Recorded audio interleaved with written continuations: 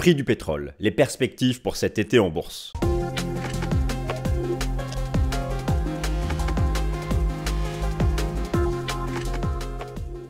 Chers amis, je suis ravi de vous retrouver pour la nouvelle édition du Fast & Forex. Nous allons causer ensemble du prix du pétrole. Le prix du pétrole qui, certes, est en hausse depuis le début de l'année, mais dont le prix en bourse baisse assez nettement depuis le début du mois d'avril, alors que pourtant subsiste, et c'est un euphémisme, la prime de risque géopolitique, et alors que les production cuts, les coupes de production des pays membres de l'OPEP, les 12 membres de l'OPEP. Alors certes, ils ne jouent pas tous le jeu. D'ailleurs, je vais vous en parler. Mais les pays membres de l'OPEP ont, lors de leur dernière réunion, c'était ce dimanche, annoncé prolonger ce qu'on appelle les réductions de production. Bref, certains membres, en fait essentiellement l'Arabie Saoudite, mais pas que, baissent leur production depuis maintenant 2 ans. Il y a eu une succession de réductions de production de pétrole.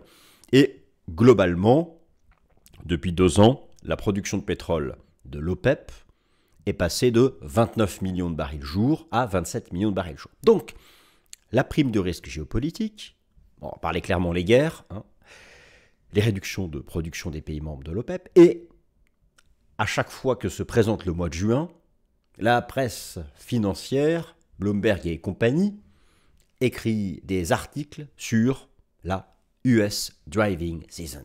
C'est parti, la driving season.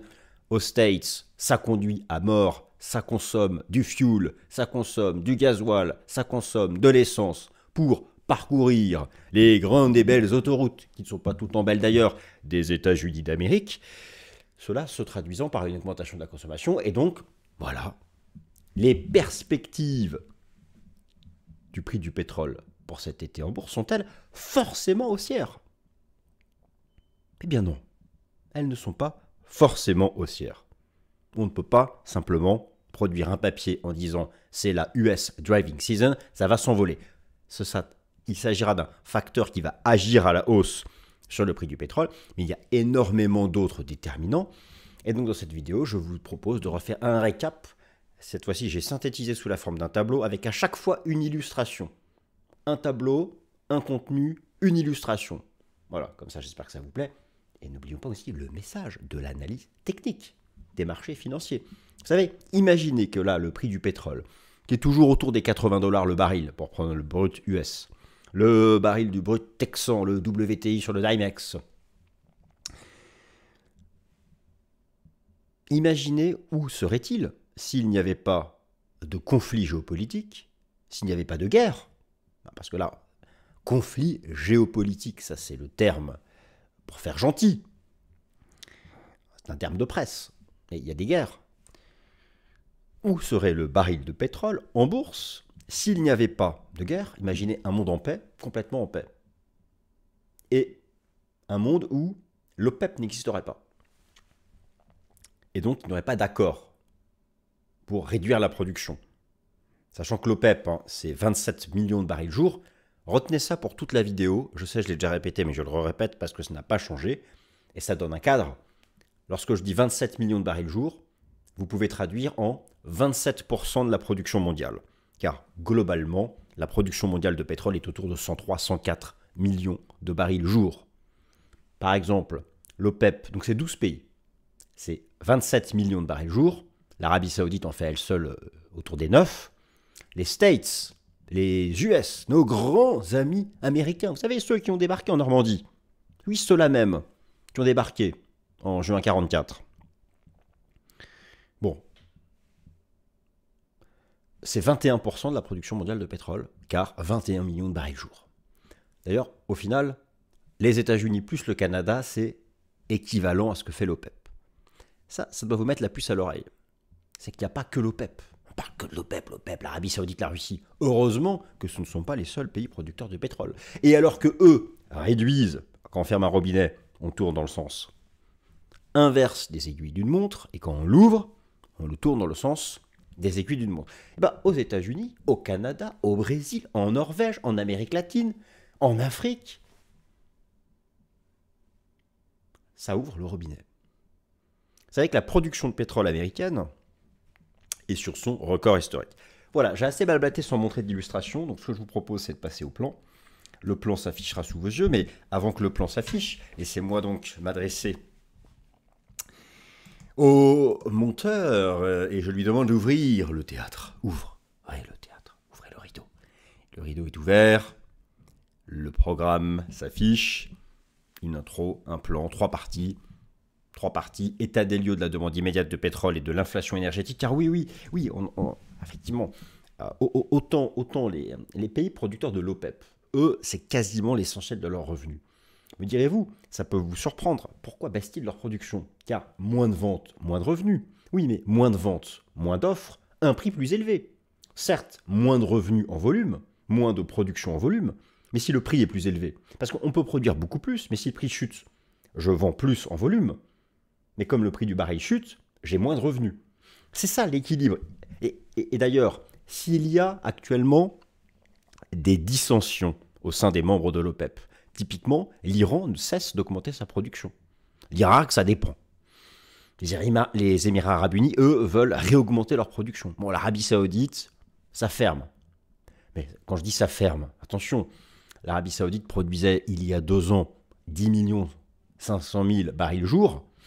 Ils sont à 9 millions, ils ne sont pas à 0. Parce que, effectivement, on peut faire remonter l'Arabie saoudite, enfin, aux yeux de l'OPEP, le prix minimum acceptable, c'est 80 $ le baril. Grosso modo, la mission est réussie puisqu'ils arrivent à le maintenir. Nous allons voir ensuite l'analyse technique. Le marché oscille autour de ces 80 $. Mais ça, c'est le prix que la majorité des pays de l'OPEP, ils sont contents, ils sont satisfaits.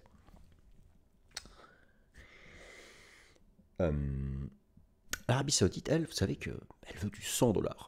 Ben oui, elle veut du 100 $. Bon, la Russie, elle veut... Alors, oui, elle veut du 100, bien sûr. Le problème, c'est qu'elle vend maintenant peut-être même en dehors du marché, puisqu'elle vend maintenant beaucoup à la Chine et à l'Inde à des prix réduits. Mais bon, c'est sa source de revenus principale pour financer son effort de guerre. L'Arabie saoudite, elle, ne cherche pas à financer son effort de guerre, quoiqu'elle a une armée, qu'elle entretient, qu'elle modernise. Mais l'Arabie saoudite, elle, se projette sur la suite, l'après-pétrole, les investissements qui ne concernent pas l'industrie pétrolière, ni même parapétrolière. Et ces investissements sont monstrueux. Et le royaume a besoin d'un baril à 100 $. Donc il y a de toute façon des intérêts divergents. Allez, c'est parti, on attaque. Le plan est donc sous vos yeux. Et donc, première partie, chers amis. The first part is un état des lieux de la tendance immédiate du pétrole et de l'inflation énergétique. Car n'oublions pas, effectivement, c'est ça que je voulais vous dire juste avant, mais je suis parti sur autre chose. Comme à l'accoutumée, en Occident, c'est avant tout un enjeu d'inflation. Et vous allez voir que finalement, le prix du baril est assez... malgré les conflits, malgré l'Israël-Hamas, malgré la guerre en Ukraine, malgré beaucoup de choses, finalement, le prix du pétrole est resté dans des bornes graphiques qu'il développe depuis 2 ans, avec un point d'équilibre graphique à 80 $, qui correspond à ce prix minimum acceptable, enfin, minimum acceptable selon les membres de l'OPEP.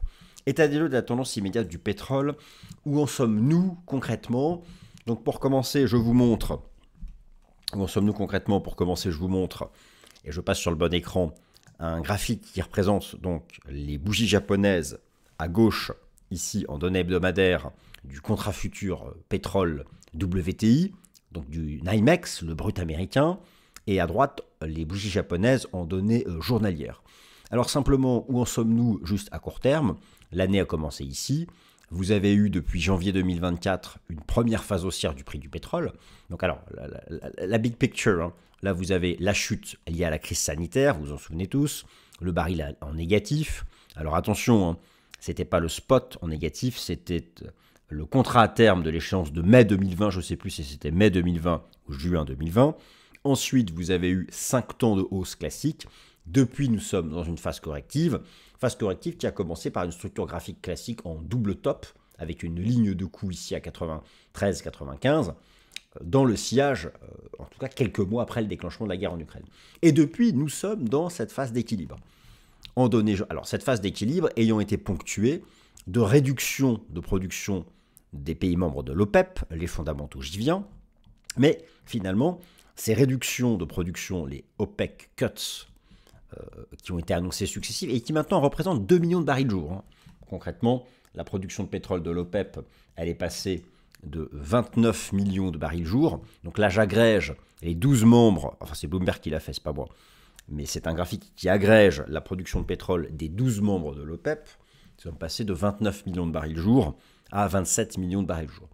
Et c'est cette réduction, en tout cas c'est un des facteurs très importants qui a joué et qui a permis de créer une phase latérale du prix du pétrole. Car sans ces production cuts et sans la prime de risque géopolitique, cette phase baissière ici se serait déployée davantage et elle s'est stabilisée sur le pivot des 65 $, qui est le sommet.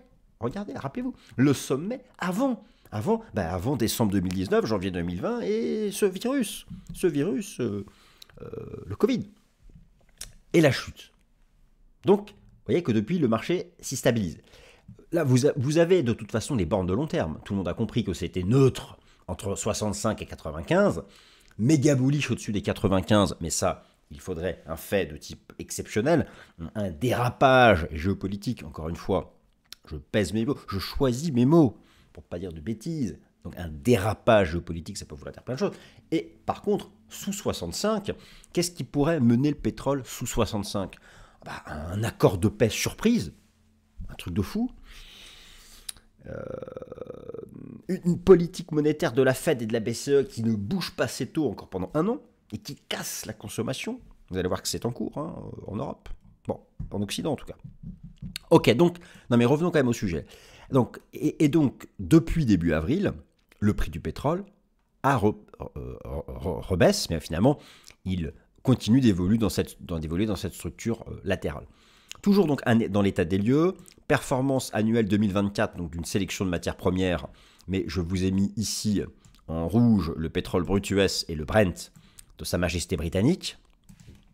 Et donc, alors, ce qu'on appelle les deux pétroles, l'US Oil et l'UK Oil, sont encore en hausse depuis le début de l'année, mais ils désormais s'apprécient seulement de 7 et 9%, alors que début avril, leur hausse dépassait les 20%. En termes d'inflation énergétique, je vais prendre ici le CPI aux États-Unis et je vais aller chercher la composante énergie. Nous sommes autour de 0.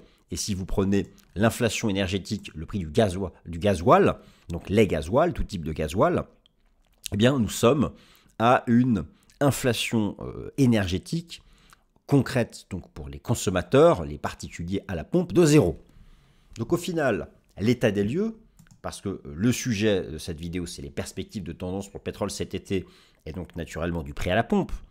Commençons par ce constat, de dire qu'au final, nous sommes actuellement autour des 80 $ en plein milieu d'une phase latérale chartiste, et que le prix baisse assez nettement depuis début avril, et que se présente désormais la driving season, et historiquement, il est vrai que juin, juillet, août sont statistiquement des mois haussiers pour le prix du pétrole en bourse et donc pour le prix à la pompe, du fait de la driving season qui se déploie en Occident, essentiellement la forte augmentation de la consommation d'essence aux States.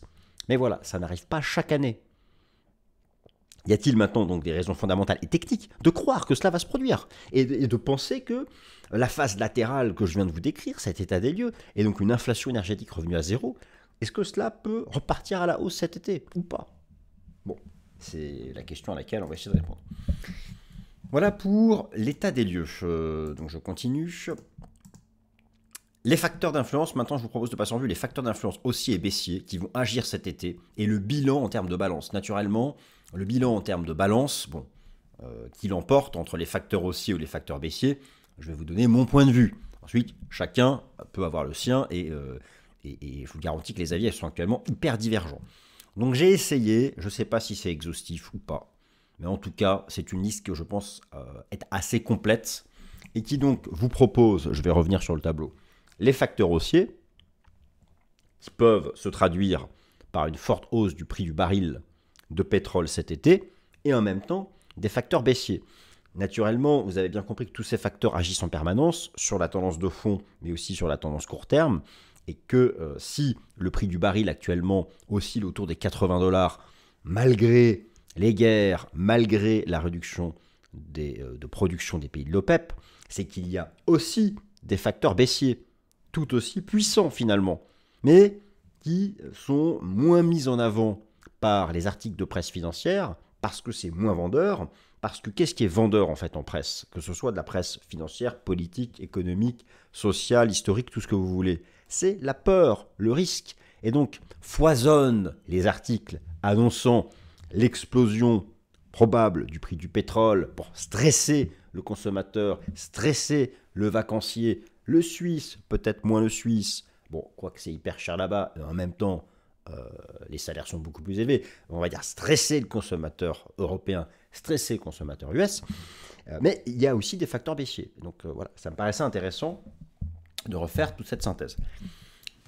Donc, commençons par le commencement. Allez, je commence pour faire plaisir à la presse et à ce qui fait peur, les facteurs haussiers.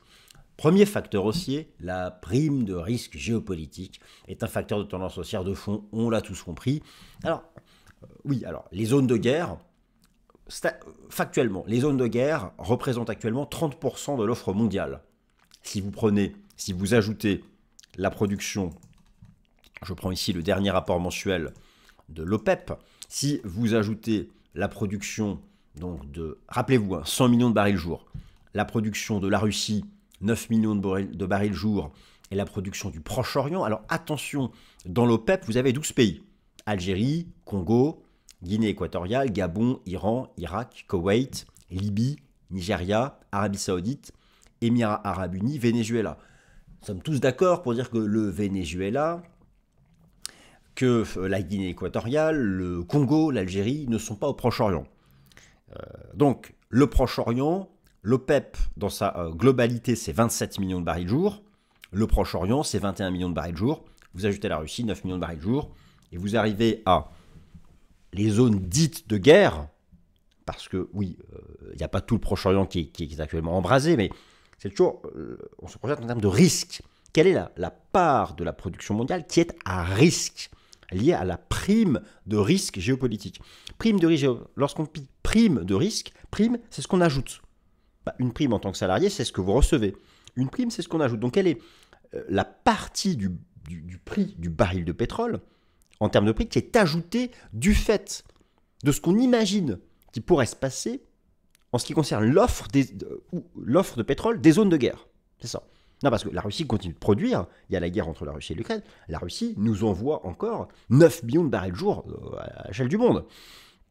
Et pour le moment, il n'y a eu strictement aucune contrainte effective, aucune installation de production de pétrole dégradée par le conflit entre Israël et le Hamas.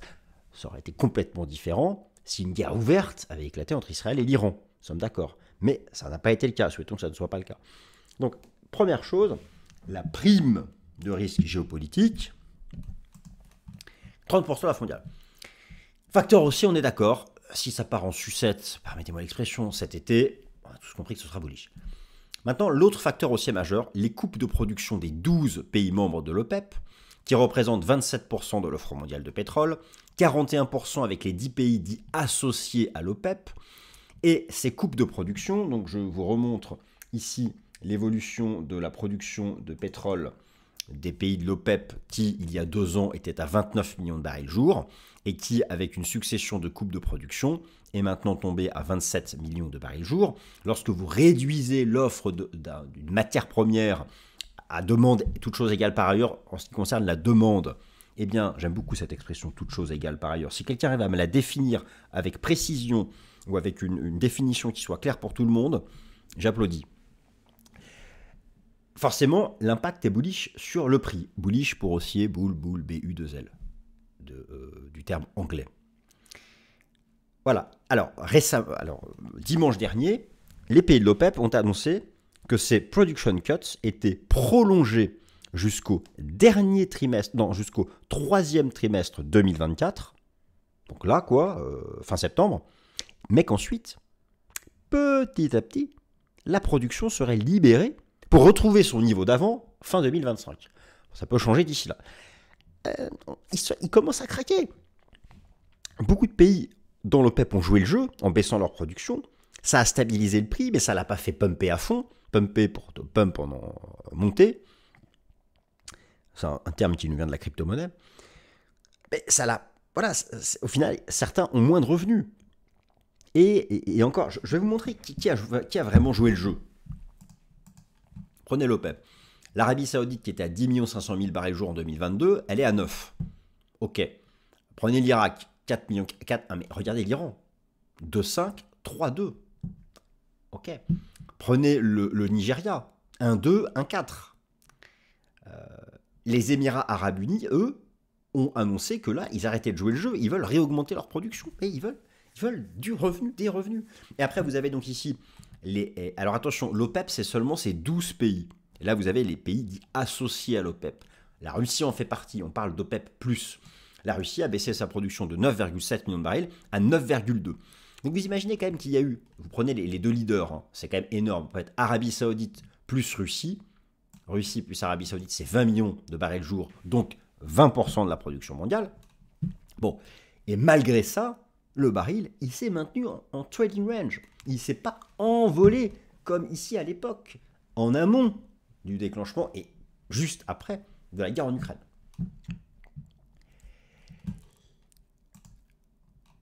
Mais c'est un facteur haussier mais qui pourrait devenir moins haussier donc à partir du 4e trimestre 2024. Dans les facteurs haussiers, la spéculation institutionnelle, mais de manière très versatile. Alors, pour la spéculation institutionnelle, je vais vous montrer ça tout à l'heure. J'utilise le rapport Commitment of Traders, où vous avez chaque semaine la mise à jour du positionnement institutionnel sur le WTI, le Brent. Et vous avez donc chez les money managers les positions à l'achat et à la vente. Vous pouvez choisir, là j'ai mis les futurs, vous pouvez ajouter les options. Et vous avez en jaune la position nette. Donc la différence entre les achats et les ventes, c'est un trading range aussi, c'est neutre. Voilà, mais vous voyez, parfois ils sont vendeurs, parfois acheteurs, vendeurs, acheteurs, vendeurs, acheteurs, vendeurs. Bon, ça spécule dans tous les sens. Il n'y a pas de tendance nette. Il y aurait vraiment une tendance à la baisse si on cassait ce support sur la position nette et une tendance à la hausse si on cassait cette résistance sur la position nette. Dans les facteurs bullish, vous avez, oui, mais c'est pour le plus long terme, les perspectives de consommation de pétrole à long terme en Afrique et en Asie. Bien sûr, bon là je ne vous montre pas du long terme, mais je vous montre pour 2025 les perspectives de croissance économique selon l'agrégat du PIB en Chine et en Inde. Vous les comparez à celles des States et de la zone euro, c'est pas la même chose. Mais voilà, ça c'est une trame de fond. Non, parce que globalement, actuellement, il y a des inquiétudes sur le commerce extérieur mondial est en contraction. Donc je viens maintenant, et donc dans les facteurs haussiers, les politiques monétaires et budgétaires de relance en Chine, mais qui tardent à produire leur effet. Mais globalement, pour conclure, pardon, vous avez ici les deux sources de hausse principales. Maintenant, les facteurs baissiers, la liste est plus costaud. Mais ce n'est pas parce qu'elle est plus longue qu'elle est plus forte, d'accord ? Premier facteur de baisse, le nouveau record historique de la production de pétrole aux États-Unis et au Canada. Eh bien oui, les amis, s'il y a des réductions de production de la part des pays de l'OPEP, vous avez par contre une poursuite de la forte hausse de la production de pétrole dans des zones importantes, comme les États-Unis, le Canada, le Brésil, la Norvège. Et si on fait des comparaisons, je vous expliquais donc que l'OPEP c'est 27 millions de barils jour, ils sont passés de 29 à 27. Les US sont, et plus le Canada, sont aussi à 27 millions de barils jour, avec une croissance de la production importante en 2024. Et regardez les perspectives de 2025, encore de la forte hausse de la production de pétrole aux États-Unis. Les États-Unis, là, sont sur leur record historique. 27 millions de barils jour, ils n'ont jamais produit ça. Donc ça inonde le marché. Mais regardez aussi, l'Amérique latine, ça explose. Encore de fortes hausses de production attendues en 2025. C'est essentiellement le Brésil et même l'Europe. L'Europe, quand je dis ça explose, c'est la Norvège. Pour l'Europe, donc, au final, oui, on parle beaucoup des réductions de production de pétrole de l'OPEP. Mais en face de ça, vous avez l'explosion de la production au Brésil, aux States, au Canada, en Norvège et dans certains pays d'Afrique qui font plus que compenser les production cuts. Alors donc, si à partir du 4e trimestre 2024, commence à prendre fin progressivement les OPEC Production Cuts, vous voyez ce que je veux dire? Les facteurs de baisse, à ce moment-là, vont prendre le dessus. Dans les facteurs de baisse, donc la tendance haussière de l'offre de pétrole en Amérique latine en avril, la spéculation institutionnelle, mais de manière très versatile, donc ça, ok. Dans les facteurs baissiers, la dynamique négative du commerce mondial depuis la crise sanitaire, du fait de la faiblesse des importations chinoises post-Covid, pardon, la faiblesse des importations chinoises post-Covid, et oui, c'est le consommateur chinois, il n'arrive pas à se relancer. Je vous montre ici, il a tellement été contraint. Vous avez ici, en pourcentage, le taux de croissance annuel du commerce mondial, on est toujours sous la ligne de zéro. Alors, là, vous avez la fin de la politique de zéro Covid en Chine. Donc, ça a effectivement permis de relancer la tendance, mais on est toujours sous la ligne de zéro. Donc, là, il y a un vrai stress sur les importations chinoises de pétrole. La Chine étant le premier importateur mondial de pétrole, et de très loin. Alors là, le gouvernement chinois et la Banque centrale de Chine font tout pour relancer la machine, mais ça prend du temps. Donc ça fait partie des facteurs de baisse. Il y a une inquiétude sur la demande. Une inquiétude sur la demande, essentiellement aussi en Occident. La contraction industrielle en Occident pèse sur la demande mondiale. Vous avez ici un baromètre qui ne ment pas. L'évolution des stocks de pétrole aux États-Unis. Ça ne cesse de monter par palier. US Crude Stock Pills. Ça ne cesse de monter par palier. Et si les stocks de pétrole aux États-Unis continuent d'augmenter, c'est que la consommation faiblit. C'est vraiment un baromètre de faiblesse de la consommation. Mais il y a d'autres baromètres de faiblesse de la consommation en Occident. Vous avez les indices PMI, manufacturiers par exemple. Donc comment cela se lit? Au-dessus de 50, c'est l'expansion, sous 50, c'est la contraction. Regardez le secteur manufacturier qui consomme beaucoup plus de pétrole que le secteur des services. Au sein de la zone euro, sous 50, et la dynamique n'est pas bonne. Vous prenez aussi pour les États-Unis la dynamique, pour les États-Unis aussi, du secteur manufacturier. Alors attendez, je vais vous le... Voilà. Pour les États-Unis, la dynamique du secteur manufacturier selon l'ISM, eh bien, la dynamique, elle est aussi négative et sous 50. Donc il y a des inquiétudes qui sont réelles, des inquiétudes qui sont réelles sur la consommation. Toujours dans les facteurs de baisse, les dissensions au sein des 12 pays membres de l'OPEP, voilà, entre l'Iran, l'Irak, l'Arabie Saoudite, ils ne sont pas souvent d'accord. Et là, on ne sait vraiment pas, même si là, ils ont prolongé les... Excusez-moi. Ils ont prolongé les production cuts jusqu'au troisième trimestre 2024. On ne sait pas ensuite de quoi comment ça va se passer. Et il y a des dissensions parce que chacun a ses intérêts. Il y en a qui veulent vendre plus pour avoir plus de chiffre d'affaires, de revenus. D'autres qui sont plus intéressés par l'augmentation du prix. Ils font leurs calculs entre volume et prix de vente. Donc, comme c'est du commerce, Mais voilà, tout ce beau monde, on n'est pas copains à la vie, à la mort en permanence, loin de là. Donc il faut faire attention à ça. Dans les facteurs baissiers, le maintien sur longue période des politiques monétaires restrictives en Occident, le temps de lutter contre l'inflation, les perspectives d'austérité budgétaire, car à un moment ou à un autre, il va bien falloir s'occuper du problème de la dette publique. Donc ce sont des choses là qui vont peser. Bon, alors, au final, avant de regarder les éléments techniques, perspective du prix du pétrole en bourse cet été sur le plan fondamental. Après tout ce qu'on vient de voir, qu'est-ce qui pète? De quel côté penche la balance? De quel côté penche la balance? Eh bien, moi je pense que la balance penche peut-être du côté légèrement haussier du fait de la driving season. C'est un fait. Il y a toujours l'incertitude géopolitique. Et ça, les conflits sont encore bien présents. Moi, je ne serais pas surpris que si cela permet, en tout cas peut-être au début de la driving season, de relancer un peu le prix du pétrole, qu'au final, attention à la double dynamique des contraintes monétaires en Occident et de la production qui explose aux États-Unis. Et je pense que ça va finir par faire peser un risque de baisse. Mais admettons que nous sommes encore dans l'équilibre des forces fondamentales. Alors, si nous sommes dans l'équilibre des forces fondamentales, où en sommes-nous sur le plan technique? Et vous allez voir, c'est intéressant parce qu'on va passer en revue plusieurs choses. Ouh là là, qu'est-ce que c'est long comme vidéo, déjà 29 minutes, moi qui voulais faire 19 minutes. Ah bah c'est comme ça. M'en fous. Je m'en fous. Alors, le message de l'analyse technique pour la tendance estivale du prix du pétrole. L'analyse technique des marchés financiers se pratique sur le prix du Brent britannique, nos grands amis britanniques. Oh, on leur doit beaucoup de choses, Jeanne d'Arc, Dunkerque, et tellement de choses. Bon, en même temps, il fallait bien qu'ils gardent la Royal Air Force. Et le NYMEX US. Alors, établissons tout d'abord le message de l'analyse chartiste des marchés financiers en données hebdomadaires et en données journalières, avec le rôle de la moyenne mobile à 200 jours. Oui, donc commençons par le chartisme. Le chartisme. Bah, c'est neutre, le chartisme, on l'a vu tout à l'heure. Bon, la structure, hypothèse, enfin, pas tous tracer des traits, les amis. Savez-vous tracer un trait?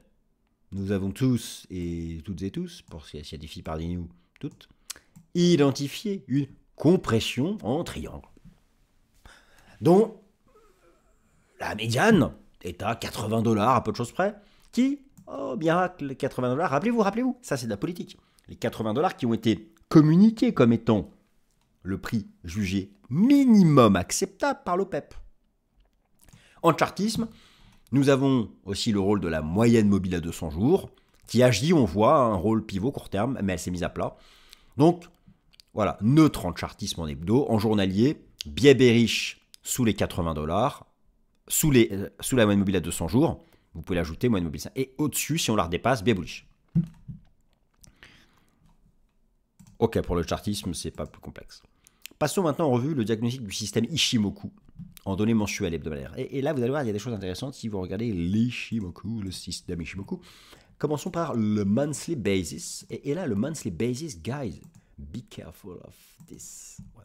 Regardez-moi la taille monstrueuse du nuage. Alors là, il est possible que, voilà, on y est quasiment, c'est le mois prochain. Alors comme par hasard, on va arriver au contact du nuage mensuel au moment où va démarrer the driving season aux States, aux Statos. Oh, les Statos. Moi, je me souviens, alors j'y suis allé plein de fois. J'y suis allé en 2005, quand l'euro-dollar était à 1,60. Et je vous garantis qu'avec l'euro-dollar à 1,60, j'ai fait une razzia dans tous les magasins de Manhattan, appareils photo numériques, baskets de sport. Bon, maintenant, on n'est plus à 1,60. Alors là, ça va être intéressant parce que s'il n'y a pas de réaction haussière sur le nuage mensuel et qu'on rentre à l'intérieur, il n'y a plus rien avant ça. Surveillez-moi ce nuage mensuel le mois prochain. En weekly, c'est neutre. Nous avons un Ishimoku qui twist dans tous les sens, mais ça renforce 80 $. En daily, c'est la même chose. On est sous le nuage pour l'instant. Finalement, on a vraiment partout, on retrouve partout ce prix pivot des 80 $.